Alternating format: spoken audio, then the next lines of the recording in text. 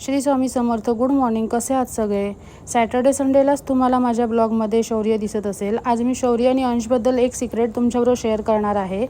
त्याआधी माझं daily routine share करते. अभ्यास सकाळी लवकरच 8 वाजता रिक्षा घेऊन गेला होता खाली आणि आम्हाला मॅगी खायची होती, तर शौर्य सगळी मॅगीची तयारी करत होता आणि आम्ही मस्त निवांत मॅगी खाल्ली. आणि दुपारी जी भाजी केली होती ती माझ्या आवडीची नव्हती, तर मला प्लेन नुसतं कांद्याचं सलाड खायचं होतं. तर मी शौर्याला सांगितलं जरा करशील का, कारण तो खूप छान करतो. मुद्दामून ही रेसिपी तुमच्यावर मी शेअर करते आणि खूप टेस्टी लागतं. तुम्ही पण घरी नक्की ट्राय करून बघा.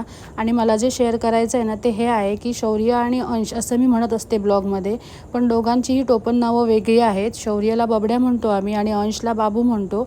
त्यामुळे मला ना असं ब्लॉगमध्ये बोलताना अंश आणि शौर्य म्हणताना ना जास्त नावाने हाक मारत नाही, त्यामुळे थोडं अडकायला होतं. तर ह्यापुढे ब्लॉगमध्ये दोघांचाही उल्लेख बबड्या आणि बाबू असा होईल, तर प्लीज तुम्ही समजून घ्या. Thank you for watching. बाय. भेटूया उद्याच्या ब्लॉगमध्ये.